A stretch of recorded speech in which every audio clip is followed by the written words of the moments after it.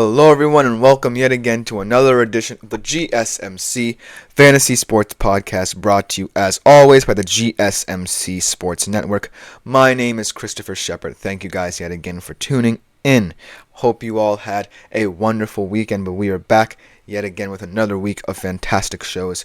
And to start off the week, this show will be no different. We will start off dissecting the Euros Semifinals in terms of betting odds. We should have two very intriguing ties. Then we will also be looking over the Euros fantasy stars of this past weekend in the quarterfinals. And we will also be going over the Paul George trade to the 76ers, how that impacts the team as a whole. And then we will finish out with two player profiles of two QBs who are on divergent paths in terms of their NFL careers.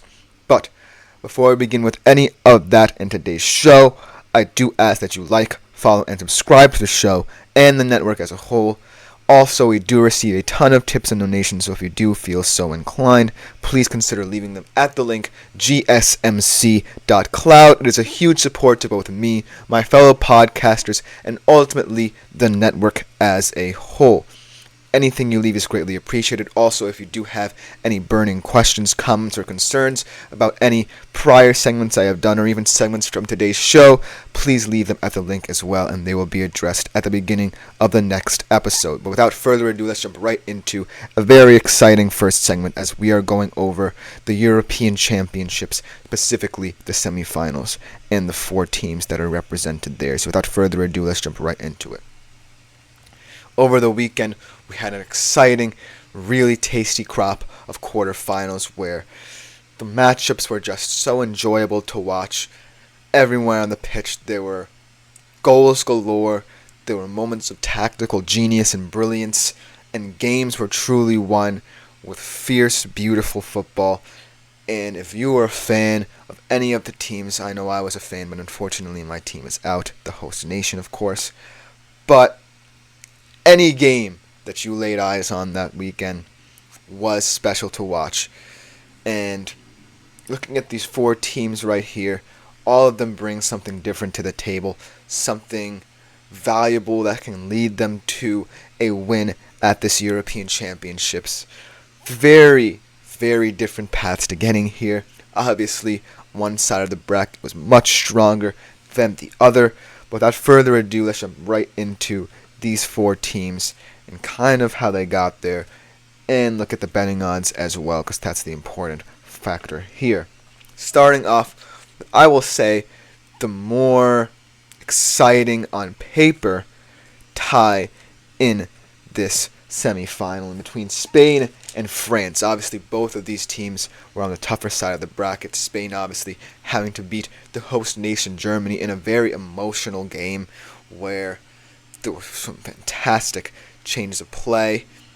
Spain obviously kind of looking the most vulnerable they've ever been at this tournament, but still finding moments of quality within their play to ultimately get the job done. Heartbreak for Germany and any German fans out there. I know, being one myself, it was a very painful game to watch, but we move on. And we congratulate Spain for getting to this point. They truly have been an electrifying team. And they face a France team who haven't scored a goal from open play. I know it sounds crazy to say, but with the quality they have within this squad, a guy like Kylian Mbappe, a guy like Antoine Griezmann, has not gone on the score sheet. And they really have, though, adapted a defensive identity. Didier Deschamps' intelligence truly coming in handy when they are making these deep runs into these tournaments, because they just have the experience. They have the coach who knows what he's doing in latter rounds of tournaments, and thus that is why they are here. Like it or not, no matter the quality on the pitch and what Deschamps does with it, they have made it to this point, and you can't complain about it, because at some point this French team could be on for a couple of goals. And so Spain really has to be wary of what kind of mindset France is going to come into. Because if France assumes that a defensive identity, then that's where they might struggle. However, if they do feel that they can take it to France, much kind of like Germany did, except maybe in a less physical manner, then I believe that France might have their counter-attacking opportunities there. Looking at the betting odds, Spain is kind of a heavier favorite at plus 160, France at plus 205. Now, both of these teams have strong identities, and so I kind of feel it's very risky to choose a team based on their identity, because what we've seen from Spain certainly has been very enjoyable to watch, and it's been the most exciting football we've seen at a European Championships in quite some time, and they should be the heavy favorites. But still, I just can't get past France's defensive nous. No matter who the center backs are, this is a highly different center back pairing from what we saw in previous iterations of this French team, with William Saliba coming in and Dayot Upamecano also being there, and just the versatility and interchangeability of who can step into that defensive positions. We've seen Aurélien Tchouameni and Eduardo Camavinga kind of play positionless football. I really think that this game is going to come down too much to tactics for me to want to place all my eggs in one basket. That being said, Spain seemed to me like the safer bet here just because of their electrifying play and the fact that Nico Williams and Lamine Yamal, even though they did not play as well against Germany as people would have expected, still have the pace and speed and intelligence at such a young age to really frighten this France side. And so it should be a very tactically based battle. And let's leave it at that. Let's switch over to a more intriguing matchup between England and the Netherlands.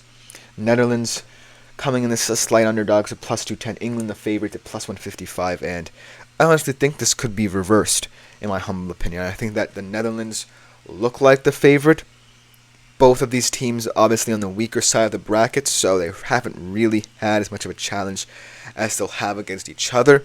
And also, when one of these teams has to go up against Spain or France in the final, that would be a very tough challenge. But focusing specifically on the semifinal, England did look at times kind of like the team we expected them to against Switzerland. There were moments where they played beautiful football.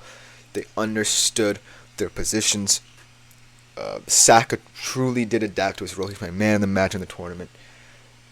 Beautiful goal scored in that game to level the tie and ultimately send it to penalties. And what I think about England, yes, I read the comments where Gareth Southgate said that this England team was streetwise and they now had not only the experience but intelligence to adapt to whatever situation they're in.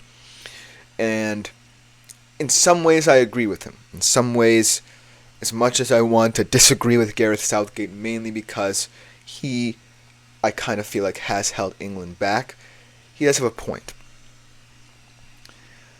In his tenure at England have been to more semifinals than they've ever been in their history. Southgate has the most semifinal appearances by an England manager ever. Not even Alf Ramsey or Bobby Robson can say that.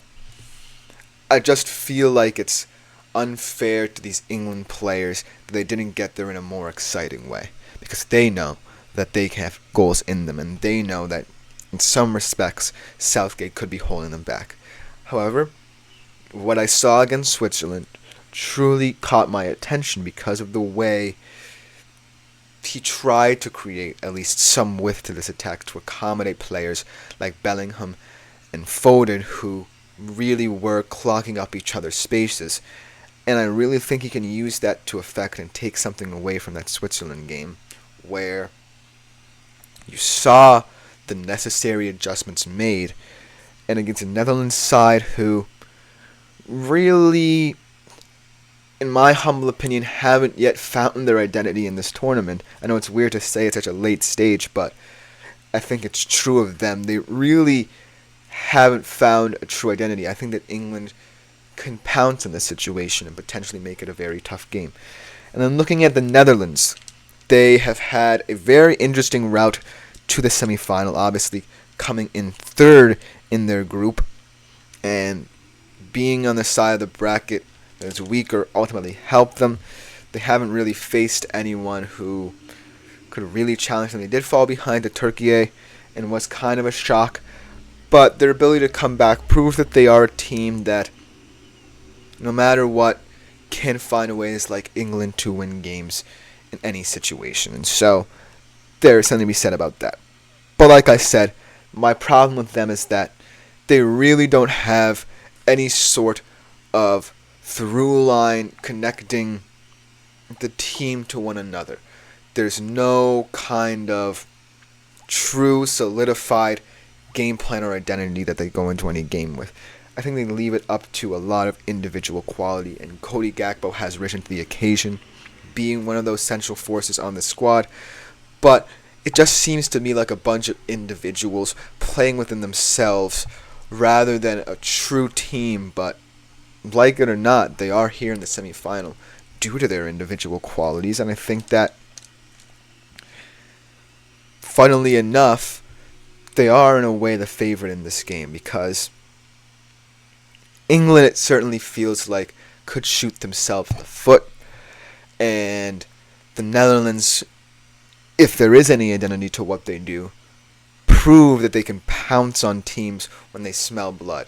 I think that's what makes the Netherlands confident. When they smell blood, that's when their true colors shine. So England has to be really wary of what these individual players on the Netherlands can do, whether it be Cody Gakpo, whether Memphis Depay can find the shooting boots, and also that very tough and physical defense, and a goalkeeper in Bart Verbruggen playing in his first ever tournament who's really looked very confident.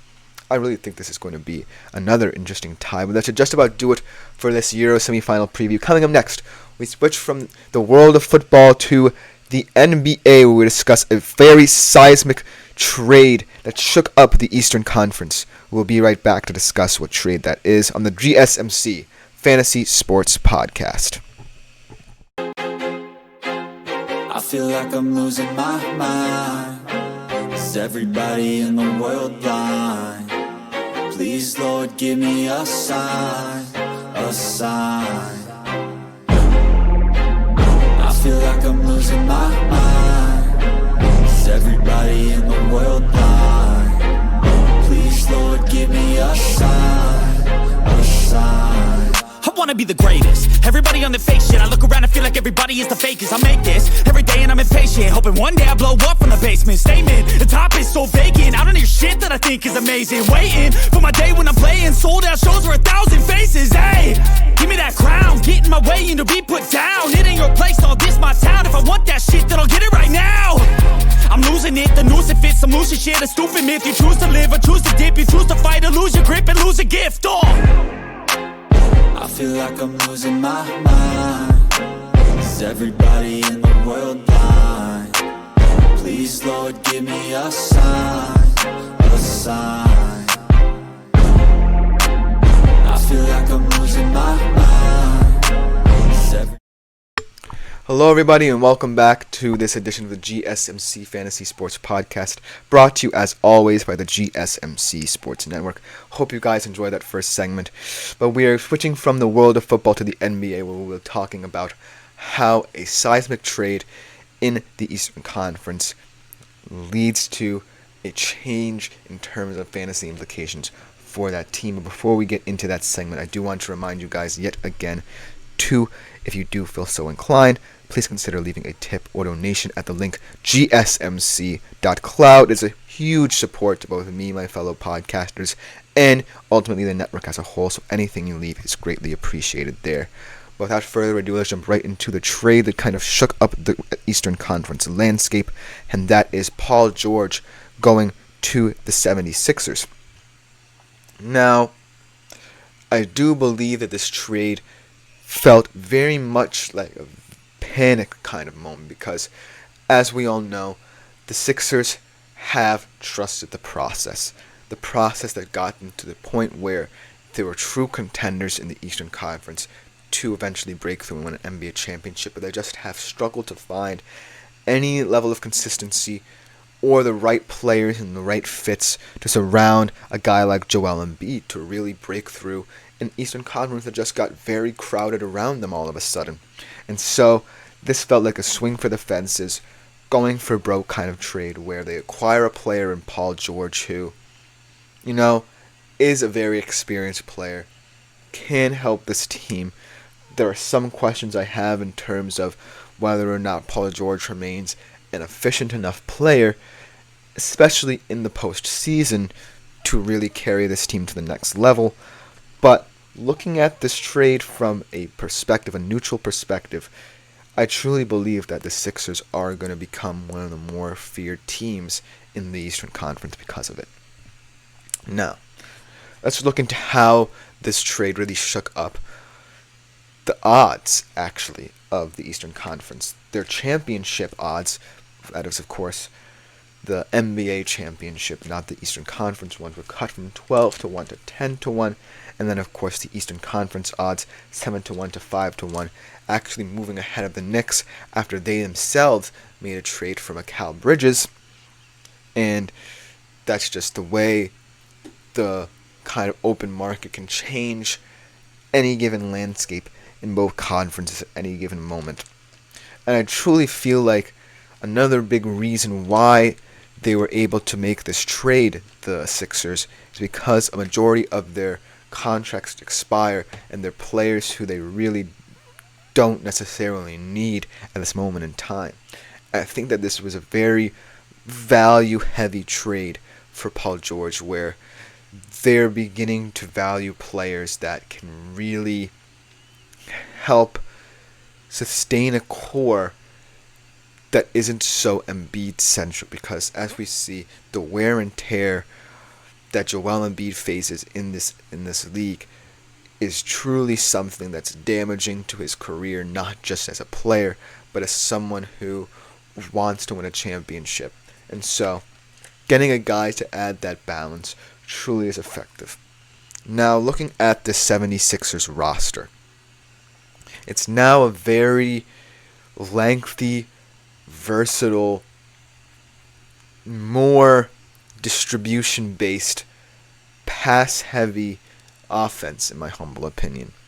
I think that looking at the point guard position with Tyrese Maxey, I think he's very electric, very good ball handling skills, but I kind of feel like him being viewed as the second star of that team really put a lot of pressure on his back, and the weight of expectations, especially in the city of Philadelphia, kind of gets to him at certain points where he wants to rush things a little bit, and he doesn't fall back on the players that he already has around him. And so I think the addition of Paul George will help him learn certain aspects of the game where he can take a back seat and not have to worry about forcing things, because at certain times offenses stagnate. We see it with great offenses. Sometimes they just stagnate.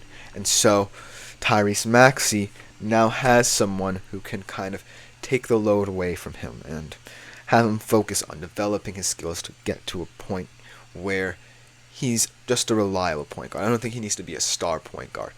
I think that being reliable is just enough for what the 76ers want of him. Then we look at a guy in Tobias Harris who's now becoming more of a role player for the Sixers squad, and someone who, as a starter, certainly can be frustrating in terms of his shot creation. In some ways, kind of becoming a little bit selfish, where he's trying to create shots out of what Embiid does in the paint, and ultimately kind of restricting the ways that the 76ers can develop their style of play. And so, by adding Paul George, you now add someone who's just a better version of what Tobias Harris can bring to the table right now. He's still a better passer, he's a better finisher, he takes more field goals, but they're more effective because of the way that he can elevate others through his skill in different areas, and you don't necessarily have to worry about Paul George taking field goals. With that being said, this team now becomes one of the more intriguing fantasy teams in the NBA, as these kind of trios certainly do. when people swing for the fences and get a player to complete the trio. Now, the big question mark will always be Embiid. What can Embiid do in terms of his fantasy production? Because he's always been a number one type player, a guy who will always go at the top of the drafts, especially in a heavy center-centric market. Now that big men have kind of re-revolutionized this position, Joel Embiid will still be highly coveted, and I think that if anyone gets positively affected by this trade, it is going to be Joel Embiid, because Paul George will understand that, hey, even though I'm part of this trio and not the biggest part right now, and he will be sure to distribute the rock to Joel Embiid.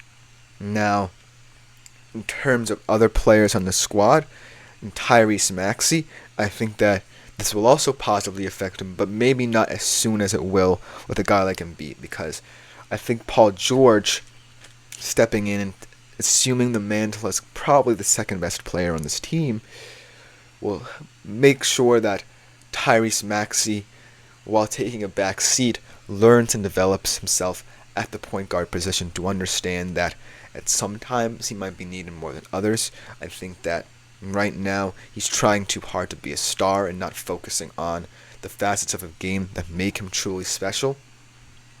And so, with the acquisition of Paul George, Tyrese Maxey will, at the beginning of this whole experiment, kind of get off to a rocky start. But as this experiment goes on, as it progresses, Tyrese Maxey is definitely going to become someone who is going to truly understand the point guard position at a fuller level. He's going to view the game. He's not going to put up many numbers in terms of fantasy production, I don't think. He is definitely going to suffer in terms of that regard. But in terms of playing the game of basketball, I think that's where Tyrese Maxey will truly improve, because he's going to take a much more relaxed approach to now understanding what it means to be part of a trio and not a duo in terms of this Philadelphia 76ers team. And then, Tobias Harris, I think he's still a valuable asset. I don't think he's as bad as people think he's getting to be. And he's never truly been the worst role player by any stretch of the imagination that the Philadelphia Sixers have at their disposal. And, he might frustrate at certain times, when all four of these players are on the court. But you get your lumps with a guy like Tobias Harris. He is someone who can impact games positively, and there are some moments where you're scratching your head at what exactly he's doing. And with every role player position, you are looking for someone who just sets the bar. That's all they need to do. And so far, Tobias Harris has proven that he can set that bar. And I know it sounds cliche, but now that he's certainly not going to have as many minutes in the system, I do believe that him still being there does create the sense of depth and experience as well. So, ultimately, I'm not necessarily certain Tobias Harris will be as comfortable as he was in the construction of the Sixers offense as he was in the past, now that they have that third star. But I still believe there's merit to what he does. In terms of fantasy, I still think he's a valuable bench asset to have. But overall, looking at this team as a whole, the fact that they failed the process up to this point, and now they have Paul George at their disposal, proves to me that the 76ers are in a weird kind of panic mode. They're not necessarily, resting on their laurels and saying, oh, woe is me. They are swinging for the fences. But it certainly feels like a weird source of desperation to go out for a player like Paul George when you have certainly the experience that you need in this squad. And right now, while Paul George certainly is someone that definitely elevates this team, and we see it in what the odds say, it's going to be very, very pivotal in how the 76ers adapt to him and what he does. But that should just about do it for this segment of today's show. Coming up next, we go back to the world of football with me reviewing my Euros fantasy stars from these quarterfinal games, who truly impressed me over the weekend and deserves to be considered for your final ever Euro 2024 fantasy squad. We'll be right back on the GSMC Fantasy Sports Podcast with that segment. Looking for your daily fix of sports talk without having to pay for it? GSMC Sports Network is available on YouTube. Just search GSMC Sports Network.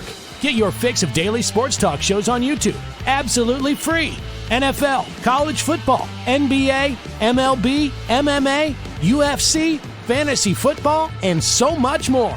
GSMC Sports Network has shows running all day long, with new sports shows starting every 2 hours. Just like on your favorite cable sports channel, except GSMC Sports Network is Hello everyone, and welcome back yet again to the GSMC Fantasy Sports Podcast, brought to you as always by the GSMC Sports Network. I hope you guys are enjoying this show because we are about to transition back to the Euros and to my fantasy stars of the weekend in terms of the quarterfinals that happened.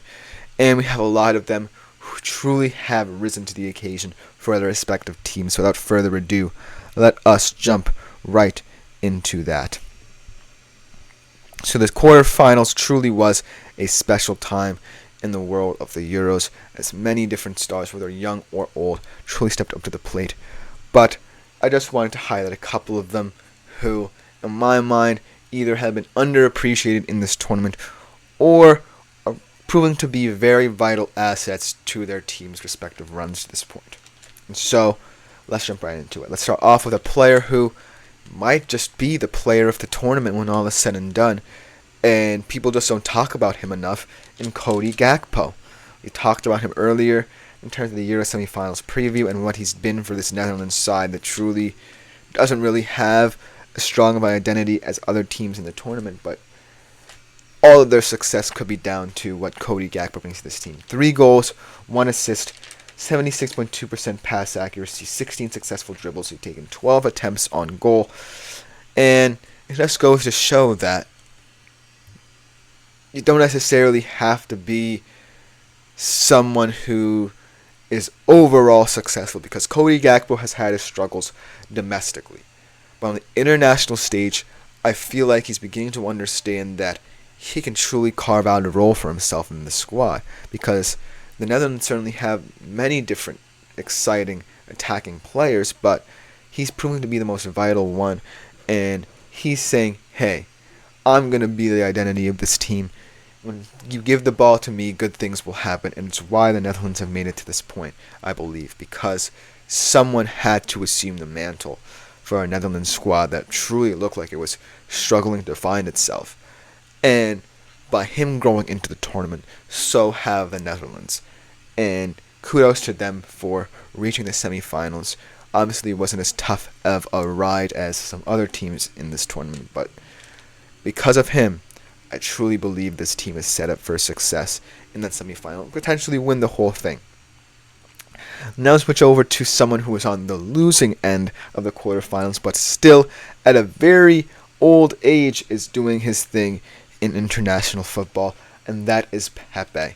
6 tackles in this tournament, 34 ball recoveries, 94.75 pass accuracy, 2 blocks, and 15 clearances. A true pillar of industry at the back. And when I look at a player like Pepe, he's not the most sexy defender. He's just a classic, gritty, physical guy who brings a ton of spirit to a Portuguese side that really disappointed. I truly think that if they invested more time into him being the emotional leader of this team rather than Cristiano Ronaldo, they would have made him much farther, because Pepe was truly the force at the back that Portugal needed as their leader. And so it's kind of disappointing to see a defender so talented and a team so talented go out at that stage, mainly because of the ego of one of the world's most controversial stars. And so, while I truly wish that you guys would have the option to put Pepe into your team and ladder around this tournament, it's not meant to be, mainly due to the frustration that Cristiano Ronaldo brought to Portugal as a whole. But Pepe, looking at his stats, truly someone who aged well and fits so well into that defensive scheme that should have been enough to get Portugal past France, but ultimately did not because of that barrier between the team and Cristiano Ronaldo. But that's enough of me harping on that. Kudos to Pepe for doing all he could to get Portugal to that semi-final. But let's move to a more exciting player in a squad that won, and someone who really changed the complexion of that quarterfinal against Germany, in Dani Olmo. When Pedri went down with injury in a very sad fashion, I really thought that Spain might lose the plot because Pedri was a very vital part of how Spain distributed from the midfield to the attack and how they got their wing play integrated into the game. But Dani Olmo has truly stepped up to the plate, and I truly believe that he's a special talent. He's one of my favorite Spanish players to watch.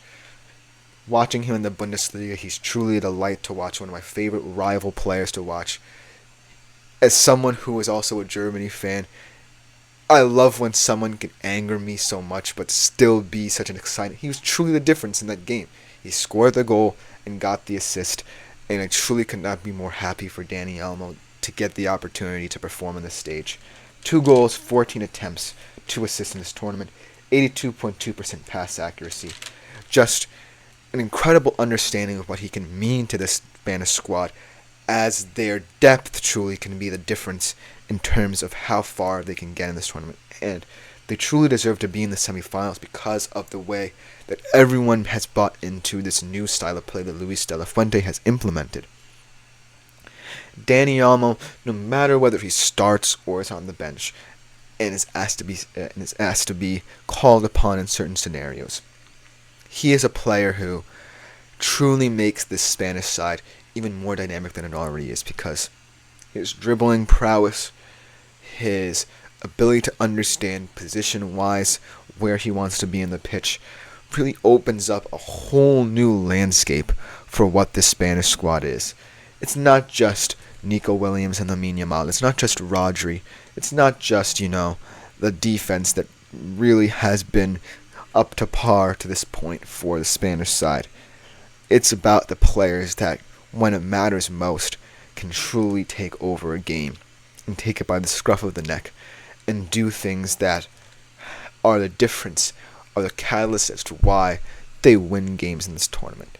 Dani Olmo is a player that wins you games, not just in real life, but in fantasy. So consider choosing him should Spain go to the final as one of your final players in your fantasy lineup. Let's go to another player on the losing end of tournaments, and definitely could be the defensive player of the tournament as well, in Manuel Akanji. Obviously, he did miss a penalty and he will face a lot of scrutiny in his home country for that, but Manuel Akanji definitely stepping out of the shadow of Pep Guardiola's Man City domestically and proving his vitality and brightness as a defender for his home nation, making it to the semifinal, giving England a game, truly being the heartbeat of that back line for the Swiss. 37 ball recoveries, 3 tackles, 24 clearances, 94% pass accuracy for him. And it just goes to show that when players are given this new lease on life in their international squads, there's a chance for them to truly prove who they are and what their identity truly is. Manuel Akanji has done just that. He's calm and composed on the ball. He's someone who understands different defensive systems, understands what's expected of him, and truly can make a defense tick. That's what I truly love about a guy who, in Pep Guardiola's Manchester City, is kind of put in a box. He plays some games, doesn't play others, and he's just someone who rotates in and out, so you don't get as much attention on him. And obviously, Man City has a lot of other players who you would rather pay attention to because their defense isn't truly talked about. But Manuel Akanji cannot be someone who's overlooked, and I had to give him his flowers. So kudos to him. And last but not least, another center back in a list that's truly respecting the center backs. And William Saliba. I really like William Saliba. He's a rock at the back, taking his domestic club form to the Euros with him. And truly, in his first ever Euros, becoming someone who France might want to entrust with the center back position for many years to come. And in an unexpected way, in a French side that certainly seemed like it would be attacking more often than not, William Saliba has become their best player. 4 tackles, 29 ball recoveries, 96.4% pass accuracy, and look. You can say all you want about France being disappointing in front of goal, but when you look at this defense, it's truly terrifying to see.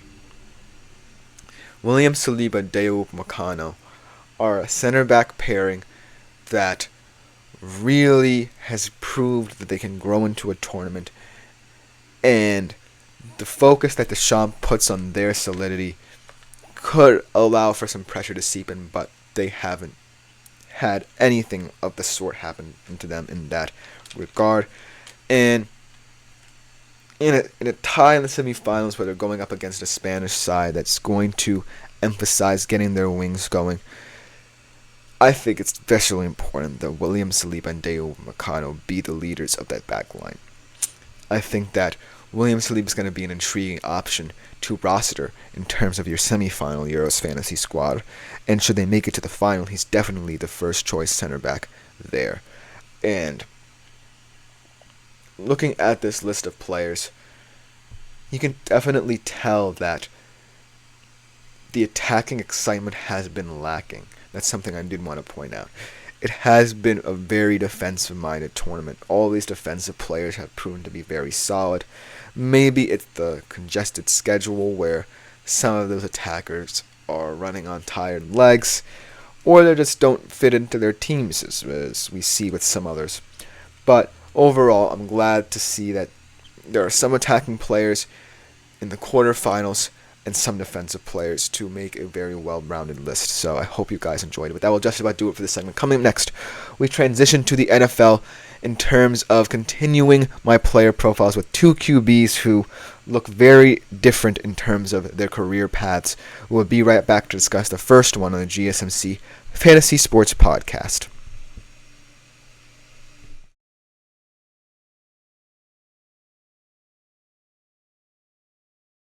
For the best and latest podcasts available anywhere, go to the podcast app on your cell phone and type in GSMC to access free content-rich podcasts on health and wellness, book reviews, sports, entertainment, relationships, social media, movies, technology, finance, and even weird news. Subscribe and download the GSMC Podcast Network's family of shows, available everywhere. Hello everyone and welcome back yet again to the GSMC Fantasy Sports Podcast, brought to you as always by the GSMC Sports Network.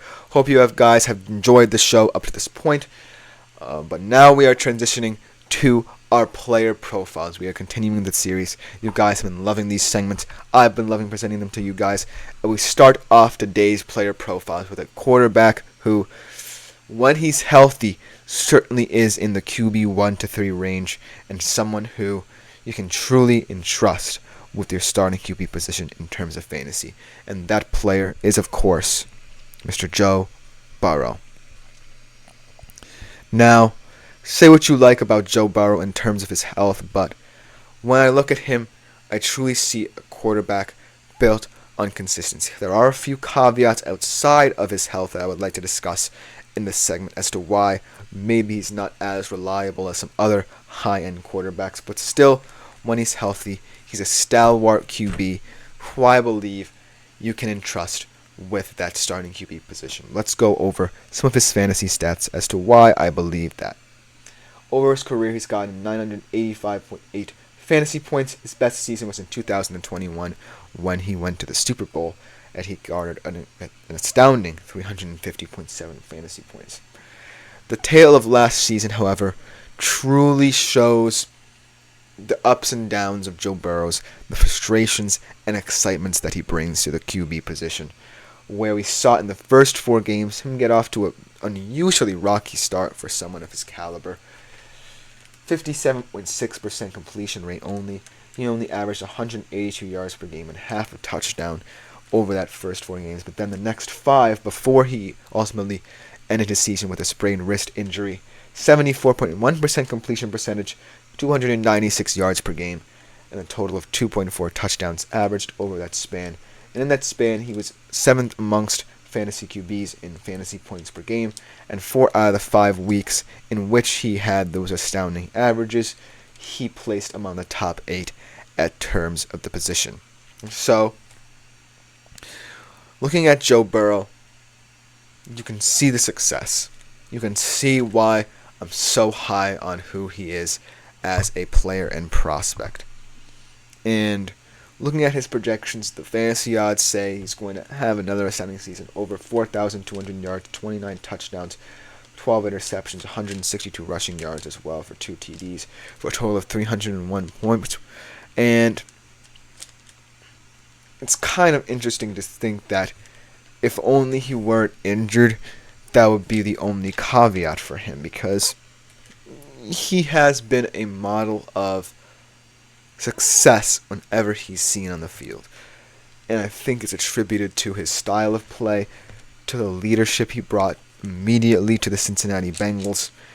And I just think that him truly becoming one of the better young QBs in the league proves to me that the high-end quarterback market is just so volatile because of Joe Burrow himself.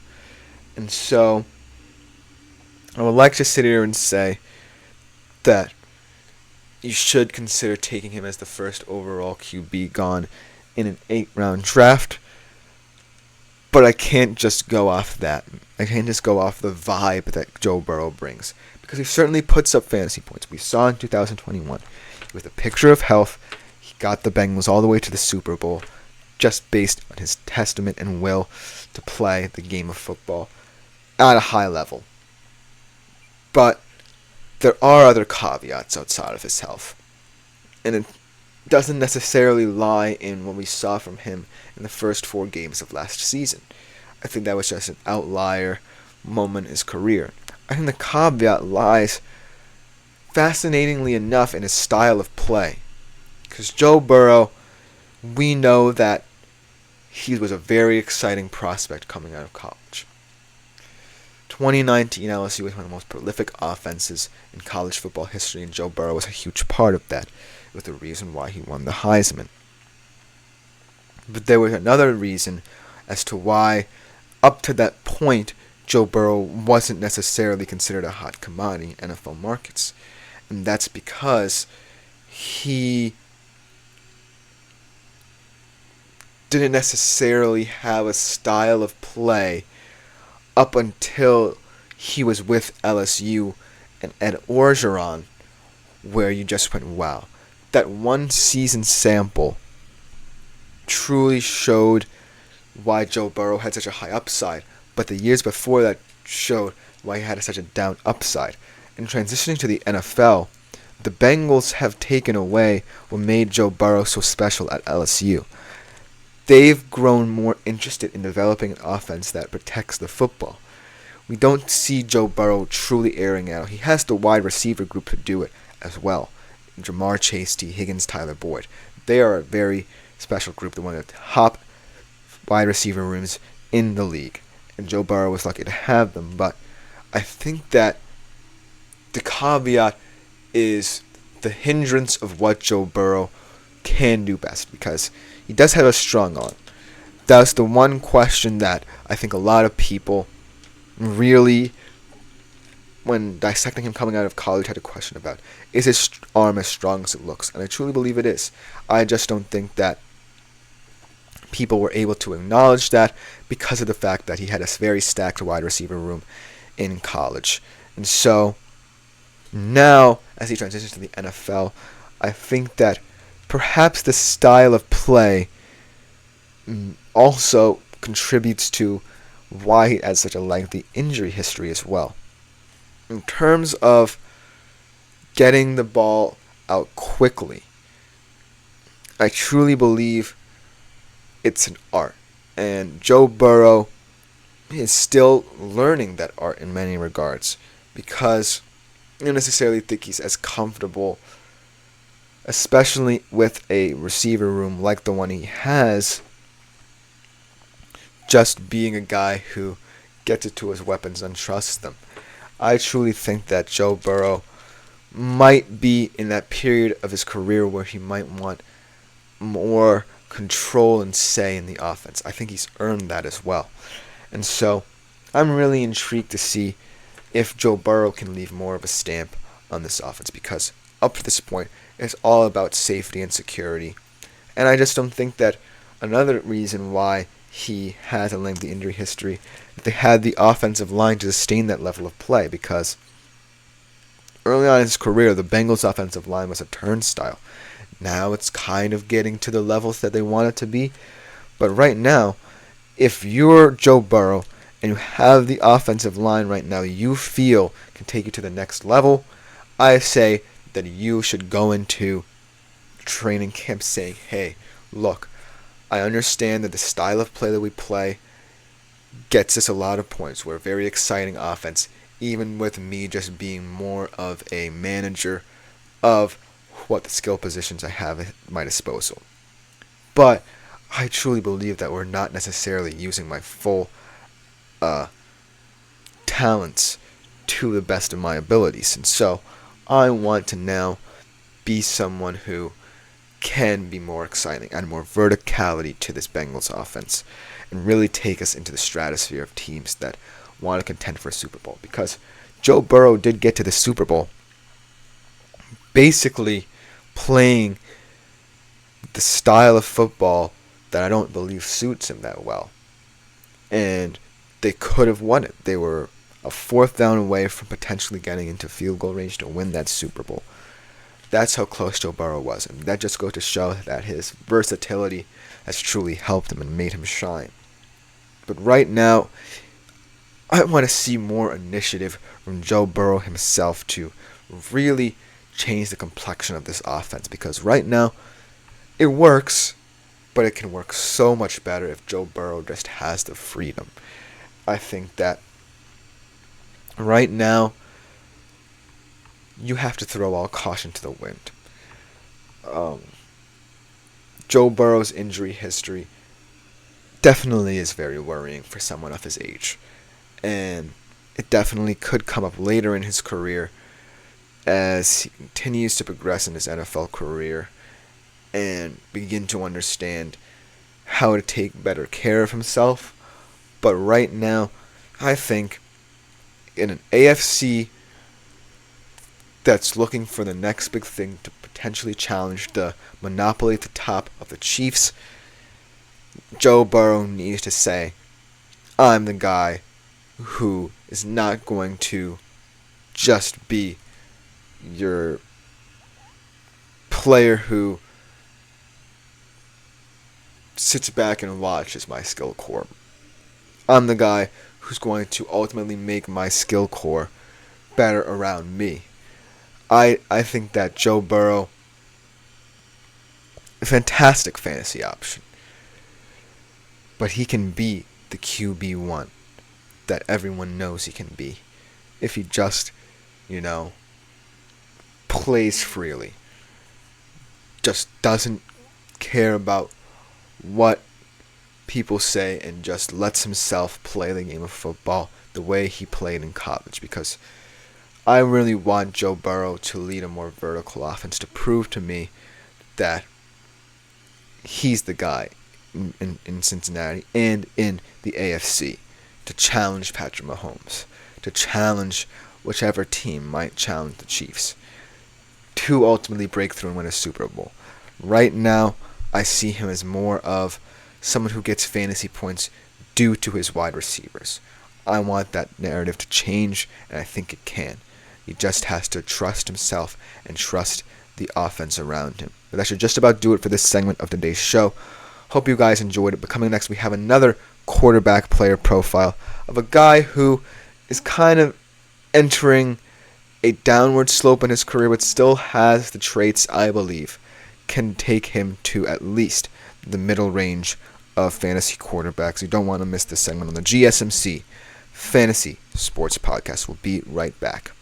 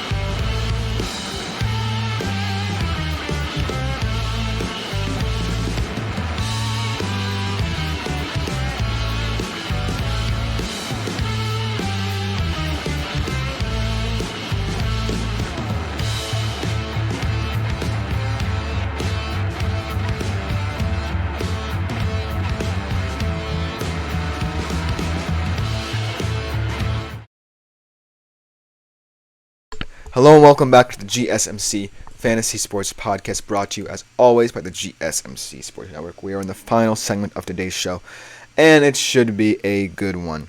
We are going to conclude today's show with another QB player profile of a guy who played for that team right there, but now is entering a very intriguing part of his NFL career as he goes to a new home in Pittsburgh that he might feel best represents his opportunity to not fade away and fall by the wayside in Russell Wilson. Like I said, moving from Denver to Pittsburgh, Russell Wilson is certainly looking for that kind of consistency that he found for the first couple of years in Seattle.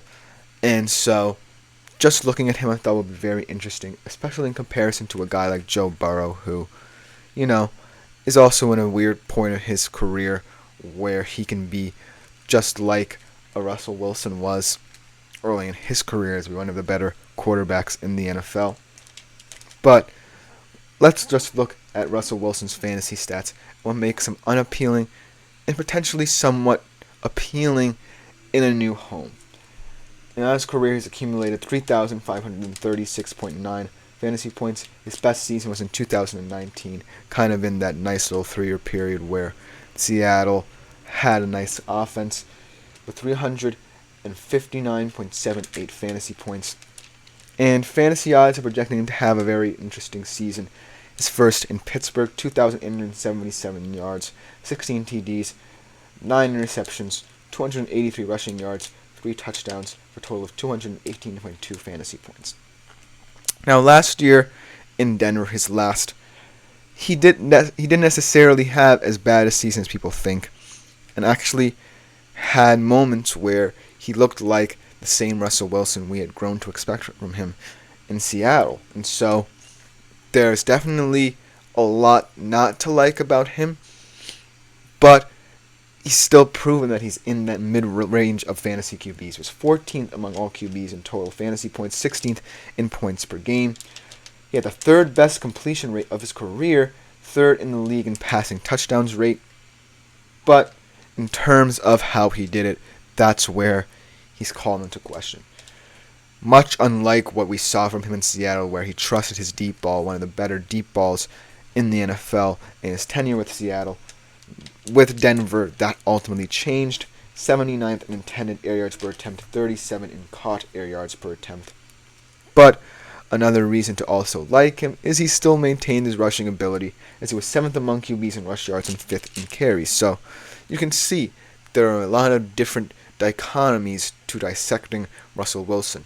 There are some good attributes, and there are some not so good attributes. But let's just look at him as he enters a new part of his career with the Pittsburgh Steelers, where is a QB room where he might not even win the starting job, although he's expected to over Justin Fields.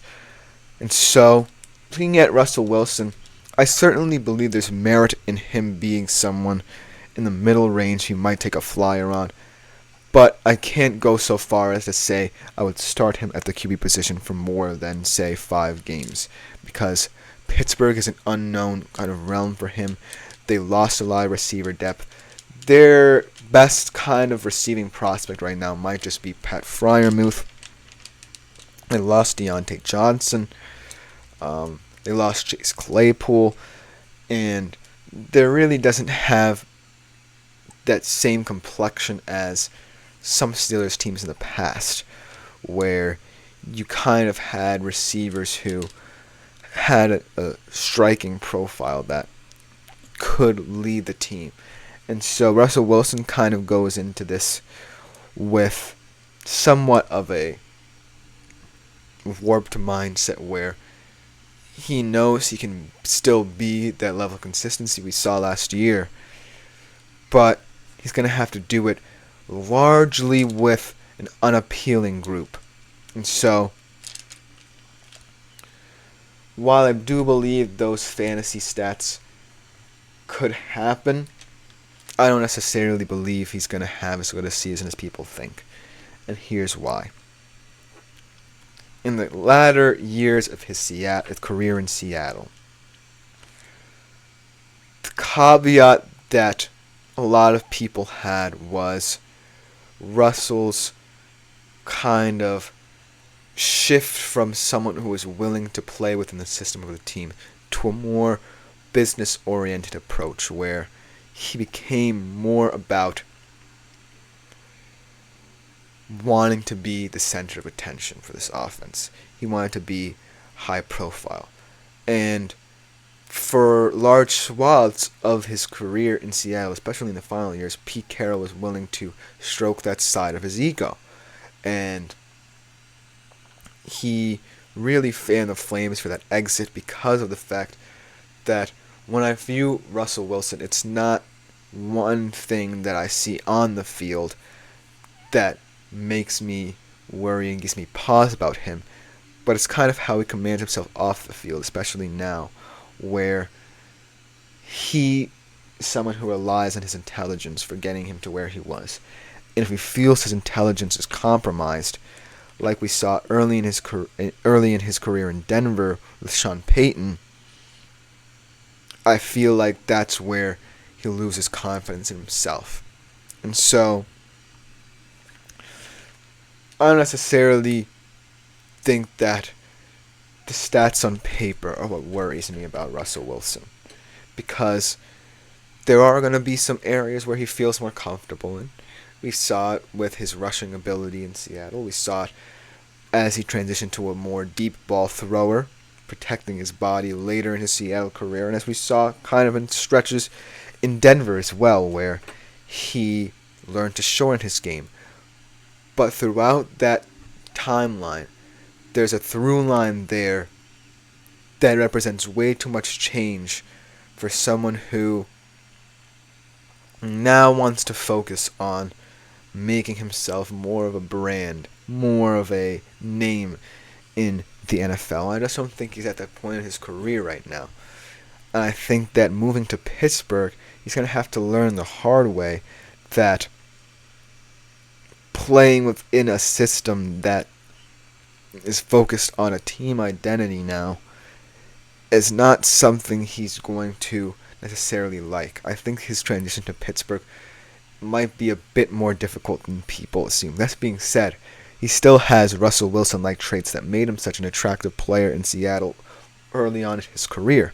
And so, I think you're going to get a very piecemeal version of Russell Wilson, where you're going to get this conglomeration of the young, unafraid Russell Wilson, who was just making a name for himself in Seattle, and more of the kind of business-oriented Russell Wilson as the season progresses and as he wants to gain more control of the offense than usually expected. And so, in my humble opinion, looking at why Russell Wilson might be a problem in fantasy is kind of a weird situation. It's a complicated bridge to cross here, because I admire the traits and attributes that Russell Wilson chose to focus on early in his career, but right now, especially as he gets up there in age, I think right now he should be more concerned with playing within a system, because that's what made him kind of a hallmark in Seattle, is because in his early career, no matter what you heard about the rumblings in the Seattle locker room about how he might not have been the best teammate and stuff of that nature, I still think he understood that it was a team narrative, and as his career went on, I think that kind of mindset waned and he became much more centered among himself and what he wanted rather than maybe what the organization wanted in Seattle. And now that could be the case again in Pittsburgh, a very team-identified squad that right now is in a period where they know they might not succeed, but still want someone who has a level head and can help a young, thin wide receiver room who doesn't have one big name succeed. And so I think that Russ will win the starting job. I don't think he has any worries there, but it's about what he does with it and how he adapts to a different kind of team, again, much like one he was entering in Seattle, that really wants his help, but he just has to give in to that mindset again and be free. But that should just about do it for this edition of the GSMC Fantasy Sports Podcast. Hope you liked today's show. We're going to have a lot of nice shows throughout the week as well. But be sure to like, follow, and subscribe to the show and the network as a whole. Consider leaving a tip or donation at the link gsmc.cloud as a huge support to both me, my fellow podcasters, and the network as a whole. So anything you leave is greatly appreciated. Thank you guys yet again for tuning in. I've been Christopher Shepard. We will be back tomorrow better than ever with a new edition of the GSMC Fantasy Sports Podcast. Thank you guys. Happy Monday.